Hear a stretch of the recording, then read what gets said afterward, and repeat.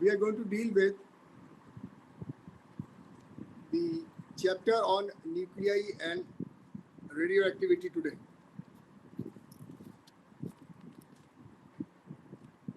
But before we go further, let me quickly revise with you what we studied in the last chapter of atoms and nuclei about the atomic structure. We understood that atoms are made up of nuclei with electrons revolving around the nucleus in orbits. These orbits correspond to energy levels. So, emission of electrons from metals take place whenever light of high frequency is made incident upon it, and it is called photoelectric emission. Why it happens? Because when light of certain frequency falls on metals, the electrons which are already in excited state, they get more energy and they come out of it in the form of photoelectric emission.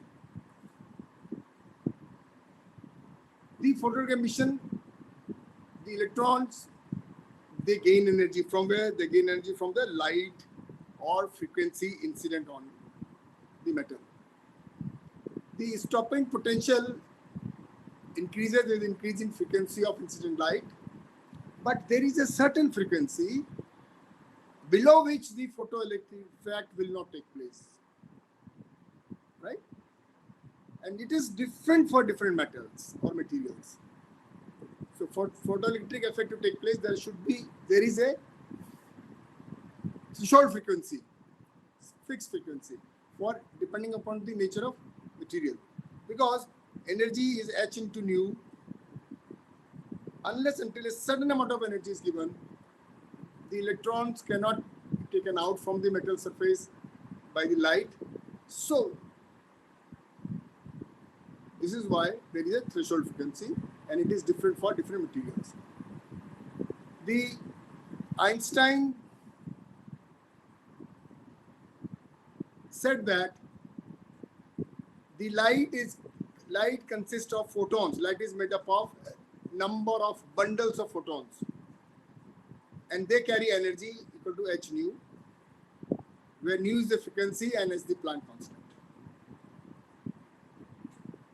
The de Broglie propounded the most revolutionary concept of physics by saying that every particle in motion has a wavelength or a wave associated with it.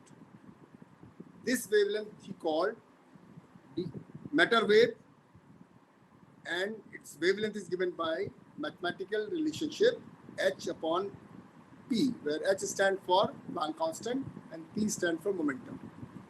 With this quick recapitulation, now let's see what is the atomic nucleus. Having understood that atom has a nucleus and electrons revolving around it, we don't know what is nucleus. The scientists were interested to know what is nucleus and what does it contains, right? Now, it was Rutherford who first of all discovered nucleus in 1911. But it took almost 21 years for a scientist called James Chadwick, who discovered neutron in 1932, right? So, the atomic nucleus contains two types of particles, proton and neutron. Protons are positively charged and neutrons are neutral. The electrons revolve around the nucleus in certain orbits around it, and these electrons are negatively charged. Neutrons and protons are together known as nucleons. Nucleons means the particles of which the nucleus is made up of. And the total number of proton plus neutron in the nucleus is called mass number. This mass number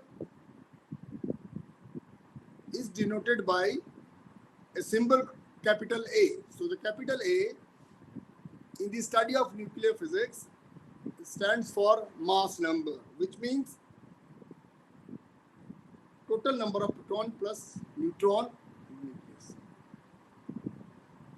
Now the number of proton in a nucleus is equal to the number of electron in the atom, because atom as such is neutral, electrically neutral, because equal number of protons are there in the nucleus and equal number of electrons are revolving around the nucleus in various orbits. So total charge on electron is negative, the total charge on protons is positive. Since they are equal, so electron the atom is electrically neutral. So number of proton is always equal to the number of electron in an atom. But number of neutron may differ. As the element become heavier and heavier, it is found that the number of neutron may change, may differ. So number of proton is equal to number of electron, and mass number is total number of proton plus neutron, but the number of neutron is never equal to, or is maybe, but it is not necessary that number of proton is equal to number of neutron in the nucleus. It is not always necessary. Neutrons are either equal to number of proton or they may be more than that. We'll see it soon in some examples. But the mass of proton is so small, it is almost 1.67 into 10 to the power minus 27 kg. So 10 to the power minus 27 kg is the mass of the proton. And the mass of neutron is slightly more than the mass of the proton. Right? The mass of an electron is of the order of minus 10 to the power minus 31 kg. And how about the size of the nucleus? The nucleus is of the size of 10 to the power minus 15 meter. In honor of a famous physicist, Enrico Fermi, this number 10 to the power minus 15 meter is called 1 Fermi. It is used to measure the radius of various nucleus of various elements. So if it could be 1.2 Fermi, 1.3 Fermi, but 1 Fermi is equal to 10 to the power minus 15 meter. The mathematical relationship describing the radius of a nucleus is R is equal to ROA to the power 1 by 3. Think of the nucleus as comprising of a sphere in which there are small balls of proton and neutron, and they are very closely packed. Now total number of proton and neutron will be equal to almost the volume of the nucleus, because think of nucleus as a hollow sphere in which small balls of proton and neutron are being stored, and they are so compact and close to each other that total volume of or number of proton plus neutron will be equal to the volume of the nucleus. If this is the idea, we know that the volume is, if R is the radius, then volume will be 4 pi 3 pi R cube. That is the formula for the volume of a sphere, and that will be equal to mass number. So mathematically, R, radius of a nucleus, is equal to RO A to A, that is mass number to the power 1 by 3. What is RO here? Small RO is the unit nuclear radius. It is a unit nuclear radius, and its value is taken as 1.2 Fermi, which is for hydrogen atom. Because hydrogen atom is the smallest element and smallest atom available in the nature, and its nucleus radius is about 1.2 Fermi. So we are expressing the radius of all other nuclei of heavier element in terms of RO. RO is 1.2 Fermi.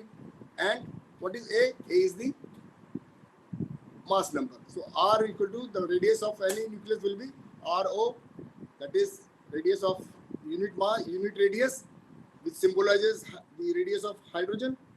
RO into A to the power 1 by 3. A is the mass number, which is number of proton and neutron. That many proton and neutron will be in the nucleus so closely packed as will be the volume of the nucleus, which is spherical in shape. Now, the next important concept is notation. Now you can see that notation is very simple to understand. Remember that capital A stands for mass number, which means number of proton plus neutron in the nucleus of an atom. So that is A. And Z, capital Z is a symbol for total number of proton or electron in that atom. So that is called Z, that is called atomic number. So A is the mass number equal to number of proton plus neutron.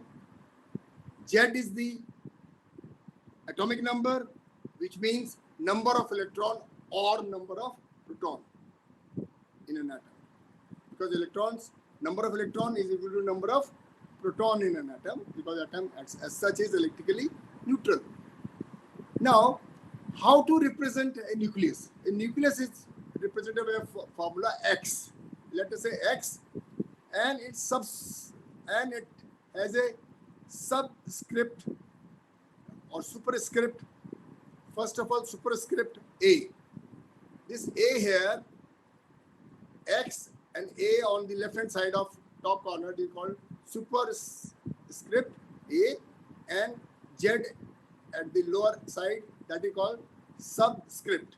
So when I represent X, A and Z, I have to write the number of mass number and Z as atomic number of that atom or nuclei. That will be the symbol for that nucleus. So AX, AZ. For example, chlorine has a mass number 35 and its atomic number is 17. So it will be shown as Cl for chlorine 3517. Right? And similarly for other element you can show. This is how it is shown. But remember that sometimes we come across atoms which have same value of mass number but different values of atomic number Z. And we know that such atoms are called isobars. They are called isobars. On the other hand, some atoms of the same element, they have same value of Z. That means same value of atomic number, but they have different values for mass number A. And such atoms are called isotopes.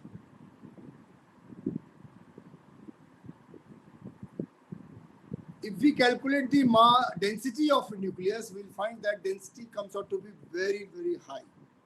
Think of a radius of 10 to the power minus 15 meter in which the most important building blocks of matter, proton and neutron, are closely packed. And each proton and neutron is roughly 1840 times, or you can say roughly 2000 times heavier than electron. So we can say the entire mass of an atom is concentrated in the nucleus. Because compared to the electron mass, the nucleons have far heavy mass. So the whole mass of an atom is concentrated at nucleus. So nucleus is very dense, highly dense. The density is very high. But question comes now, how to have a unit which will be uniform for every everywhere. For example, the mass of proton, as I said, it is 1840 or 1836 times of mass of electron, and the mass of neutron is 1840 times mass of electron, which means neutron has slightly more mass than proton. Mind that protons are also positively charged and neutrons are neutral. They do not have any charge. Since the mass of an electron is negligible compared to the mass of the nucleus, so practically mass of an atom is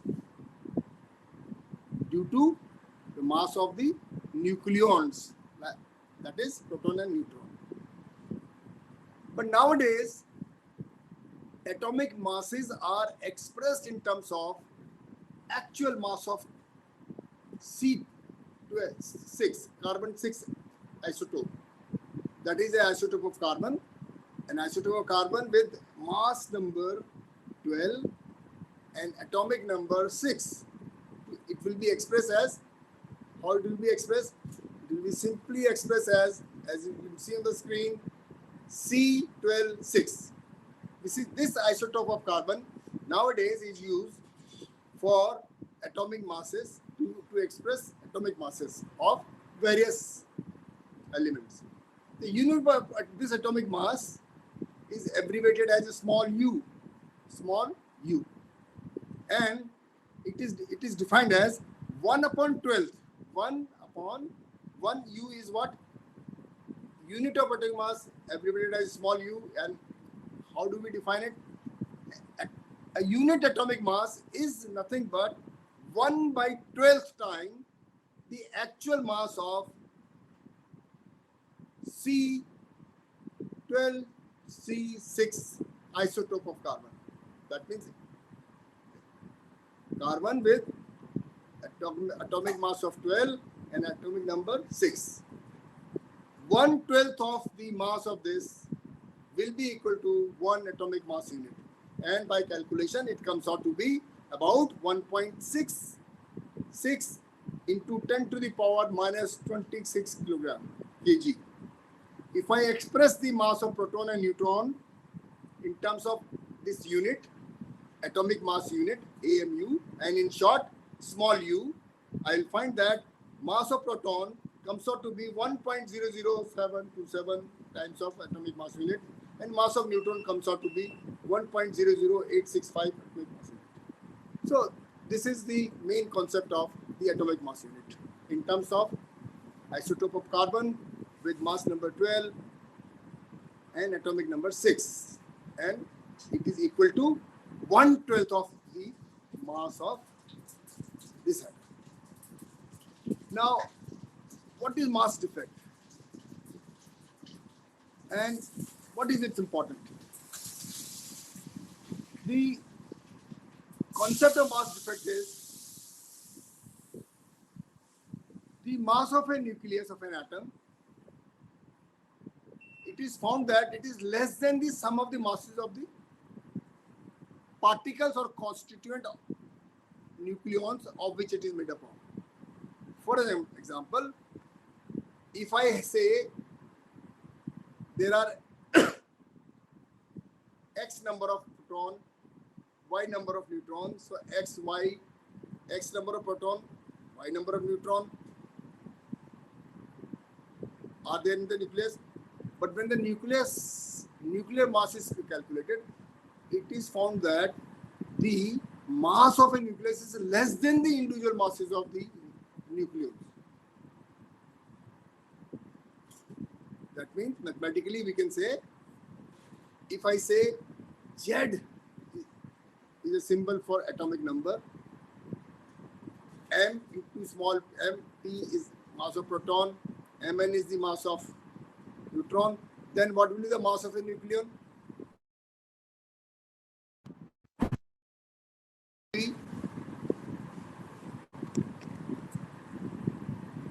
Here, Z, because Z is the atomic number, and we know that proton and electrons are equal in number in an atom, and that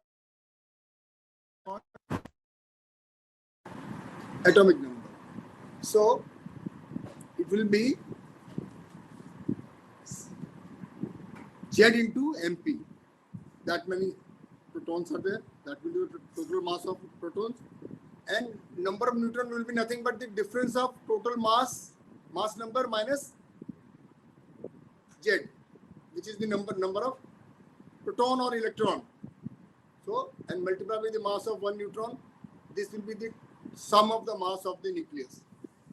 That means if m is the total mass of the nucleus, observed mass, we find that subtracting observed mass from this mass which we calculate, we find that they are not same. There is a slight difference. There is a difference, and this difference is mass defect, because m capital stands for the actual mass of the nucleus, and this mass defect is by using the Einstein mass energy formula, E is equal to mc square. It gives us the binding energy of the atom. So energy equivalent of mass defect is what? Delta m into c square joules.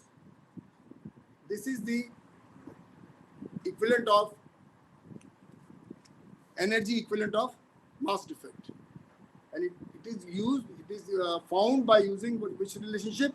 Mass energy equivalence relationship of Einstein is equal to mc square. If we calculate it here, we'll find that it will be something around 3.5 into 10 to the power minus 13 joule, and in terms of electron volt, it can be expressed. It will be 2.2 into 10 to the power 6 electron volt. This is the binding energy. This is the energy required to bind the nucleons.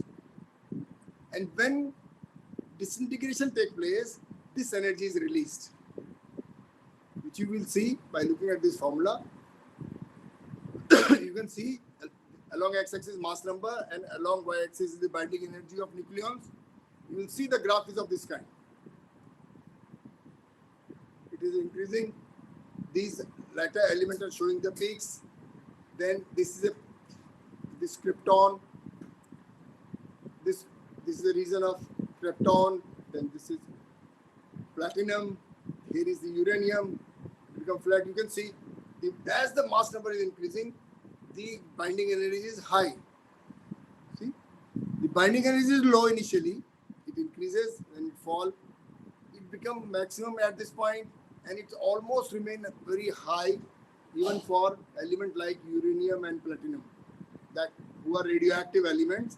They have a high binding energy per nucleon, and because high energy, that is why they are unstable, because in nature every system tends to occupy a state of equilibrium by going to low energy state. So when the system is in a high energy state, it is more unstable, but it is in the lower energy state, it is more stable. So every system in nature tends to occupy a state of low energy. So these atoms, heavy atoms, are radioactive because they have more binding energy per nucleon, and that is why they sometimes disintegrate themselves, which is called radioactivity. And if they are made by artificial means to disintegrate, it could be a phenomena of artificial radioactivity. And sometimes we can say if it is bombarded with nucleons like neutron, and a bigger nuclei is split into two, or a bigger atom is split into two atoms, it will be fission. The energy release will be tremendous. And the binding energy explains how much energy will be released in this process. Now, question comes, why nucleons are together? Because proton is positive, neutron is negative, and electrons are outside the nucleus. There is a force of Coulomb force between proton and electron, and this Coulomb force is responsible for making the electron move around the nucleus. But why the proton and neutron are together? What brings them together? This is a question which is a very important question in nuclear physics. But the fact is, proton and protons can repel each other. Then how so many protons are together in the nucleus? And what are the neutrons doing inside the nucleus? Right? Actually, as a student of physics, with common sense, you will try to answer this question by thinking of some gravity force, by thinking of some magnetic force, by thinking of some electrical force or electromagnetic force. But actually, the nuclear forces are neither gravitational in nature, nor they are electromagnetic in nature.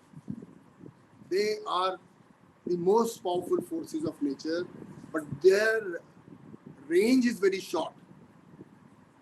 Always remember that the size of a nucleus is of the order of 10 to the power minus 15 meter.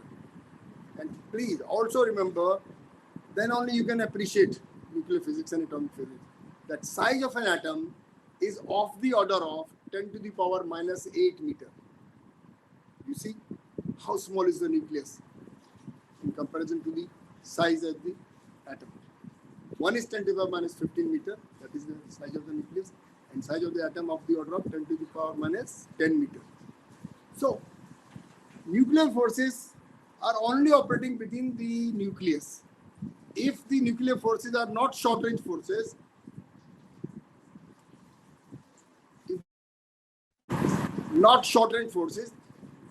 these protons which are in the nucleus, they would have sucked all the electron revolving around the nucleus, and all electron would have jumped into the nucleus, and the atom would have collapsed.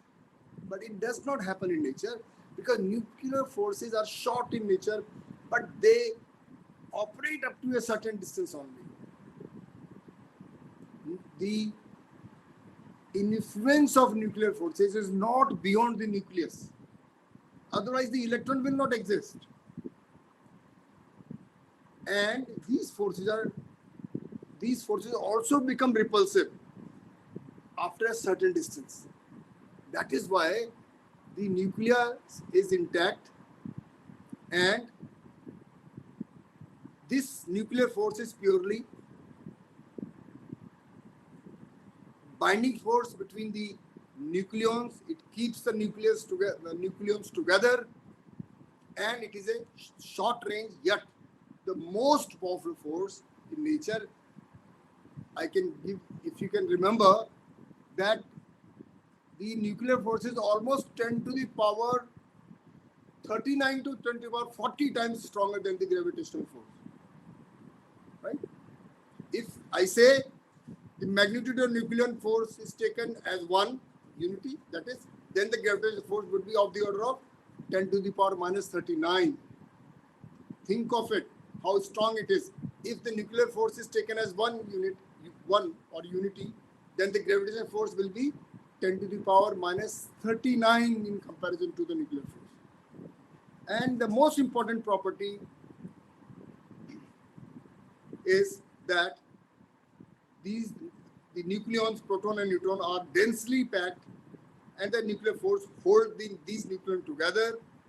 They exist in the nucleus because of the strong binding force of the nucleons, which is short range force, and it operates only at short distances, and that distance can only be the size of the nucleus, that is of the order of 10 to the power minus 15 meter.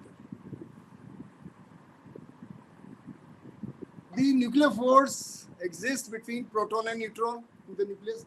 It also exists between two protons, and it also exists between neutron and neutron. So, because there are two particles in the nucleus, proton and neutron, so it is existing between proton and neutron, proton and proton, and neutron. Right? So, it exists between proton and neutron, between two protons, between two neutrons, and the binding energy per nucleon in the nucleus is the same. It does not depend on the mix of neutrons and protons. That means the nuclear force is charge independent. Nuclear force is charge independent.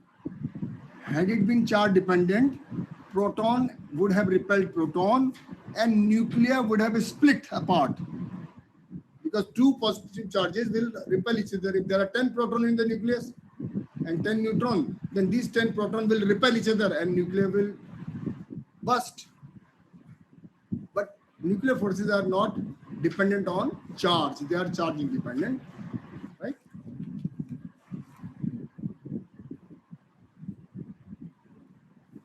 Now, what is the nature of radiation? In this simple experiment, Rutherford explained initially, but the experiment of Rutherford was later on analyzed by Henry Becquerel by studying the radioactive elements. So later on in 1899, Rutherford again was a British scientist, the analysis of Henry Becquerel regarding the emission of alpha, beta and gamma radiations by radioactive elements. Now, the radioactive substance, they emit alpha, beta and gamma radiations. Right? Alpha rays are positively charged. They are the helium nuclei. Beta rays are essentially moving electrons. They have negative charge. And the gamma rays are like photon of light. They are neutral.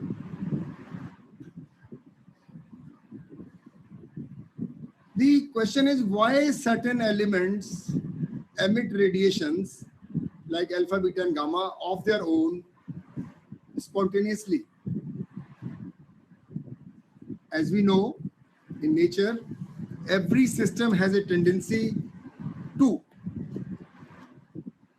attain a state of low energy for stability. Therefore, the elements which are radioactive and those who emit alpha, beta and gamma rays, which are nothing but kind of energy in the form of radiations, they are radiating it because they want to gain stability by spontaneous emission of alpha, beta and gamma radiations. Right? This is called natural radioactivity phenomena, where certain elements of their own emit radiations. Now, in this radiation process, when alpha, beta and gamma rays will be emitted, it leads to the breaking up of atomic nucleus. That means alpha particle is equal to helium nuclei. That means alpha particle is shown as with mass number 4 and atomic number 2. So 4He2 is alpha particle. So if alpha rays are emitted by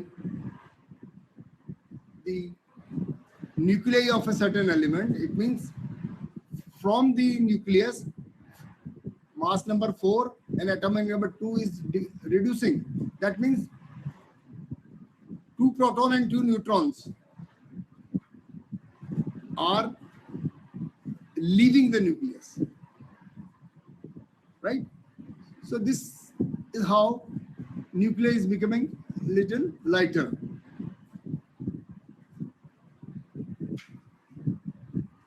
The artificial radioactivity is induced by bombarding a stable nuclei of some element with particles like neutron and proton. Now, what these neutron and proton will do when they will be bombarded on some stable nuclei?